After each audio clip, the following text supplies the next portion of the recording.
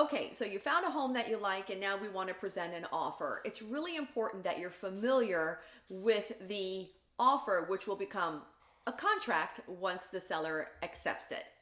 Here is a look at the current as-is residential contract for sale and purchase in the state of Florida.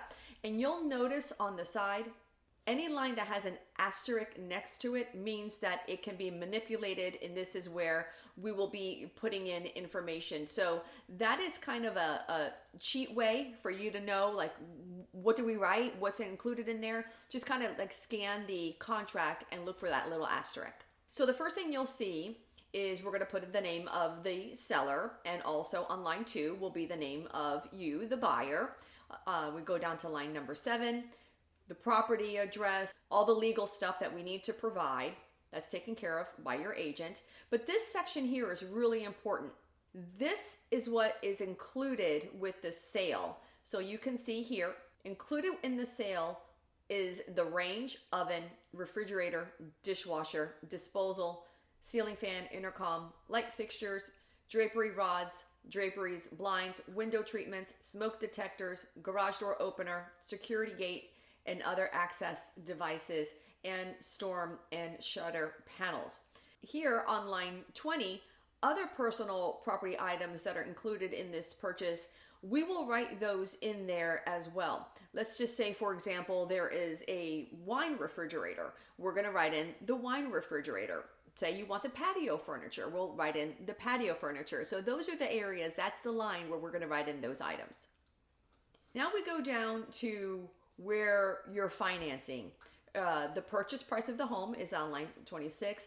The next section, 27 through 34, has to do with the escrow that's going to be held. And basically, escrow is just a good faith that you're showing the seller that you do have some money. It is not a law in the state of Florida that you need to put any money into escrow. However, it does show the seller that you do have, $4,000 or $5,000, whatever it is, usually 1 or 2% of the purchase price that you're able to put into escrow. It'll also show you on line 33 and 34 where the title company is, who is going to be holding your escrow. Then we go down to line 38, and that's the financing amount. So in there, we'll put 20% financing, 10% financing, 95% financing, whatever you're doing. Balance to close, that's all pre-calculated for you. So that'll show you the money that you need to bring to the table as well. Time for acceptance. This is important because you may wonder, well, when are they going to accept my offer? How many days are we going to give them to respond? This is where we're going to put it. We're going to put it right here on line 45. So we usually give them 48 hours. I think that's fair. Then we go down to line 50, the closing date. We're going to put that in there. And these boxes down here, you will see you're going to initial one side of it and the seller will initial onto the right. Of course, this contract, or this as-is offer, we're going to call it at this point, is included in your buyer packet, and I strongly recommend, I always recommend, I am not an attorney, so you really need to read it line by line. If you have any questions, you can ask me, but I am not an attorney, and this is written by a Florida attorney, by the way. So just make sure you read it and you understand completely what it is that you're getting into. Okay, now we go into occupancy and possession. Line 77 is assignability. Just means that you cannot sign the offer and then assign it to somebody else. The financing section, section 8, very important. We're going to select whether you're going to be paying cash for this. This is contingent upon you obtaining financing, a conventional loan, FHA, VA, or other. This section here is really important because we have to put how many days after you're under contract will you have loan commitment. And that is very important that you do supply your lender with all of the information that they need so you can have that loan commitment within 21 or 30 days, whatever we stipulate in this offer. And line 91 shows that the buyer will be making a loan application. It defaults here if left blank, then 5 days, but typically we put in 3. The rest is just stuff for you to read, and again, I highly recommend that you read it. Now when we get to section 9, this is the closing cost to be paid by the buyer. So you go to line 136, and you will see everything that you are responsible to pay. Recording fees, owner's policy, for the survey.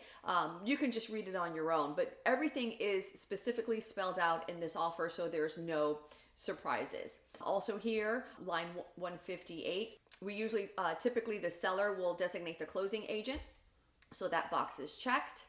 And then we just go down. Home warranty, if you want a home warranty on line 173, we will designate the seller will be paying for a home warranty issued by X, Y, and Z company not to exceed $1,000 or whatever that is.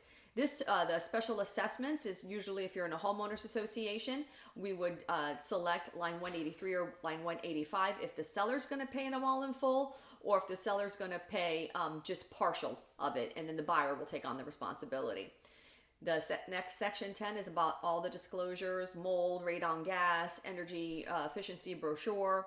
Homeowners association, we go on to the next page, line 121 talks about that. You need to obtain a copy for yourself on the homeowners association. The seller's disclosure. Now this is really important, line 248 and 249. This is the property inspection period. This says the buyer shall have how many days after the effective date to have that property inspected. That is crucial. So whatever number we put in there, you really need to make sure that you have your inspectors all lined up for that. Typically, we say 7 days. Why 7 days? Because it makes you a stronger buyer. It's a stronger offer. We don't want to take the house off the market for 2 weeks for the inspection. Now we go through, it talks about the walkthrough. Again, you can just read all this, and it is in your buyer folder. Default dispute resolution. This is the entire contract here. Everything for you to look at. Again, anything without an asterisk next to it is not something that we can manipulate, and it was all written by Florida attorneys. So then we're going to get down to the last page here in the addenda. This is where we're going to check off if it is in a homeowners association. We'll check off box B, and that is basically telling the seller that they need to provide us with the homeowners association disclosure. If you want an appraisal contingency, we will check that off saying, Mr. or Mrs. Seller, I am going to make sure that I have an appraisal done on this property, and we're going to submit this addenda as well. And on and on and on, a bunch of different disclosures here. Now, this section here, additional terms, that is for anything that you want to write. Let's just say the yard is a mess. There's a lot of debris out there. We can put that in the contract. The seller will clean up all the yard debris at least 2 days prior to closing. Things like that. So any little extra something that you want that's not covered in the contract, we would write that here. And lastly, if the seller counters your offer, they will check this box, line 589, and send that back to us. Or if they reject it, line 591. And last but not least is where you sign. The buyer will be signing on line 601 and 602 if you have an additional purchaser. Okay, so now we've submitted the offer. What happens next?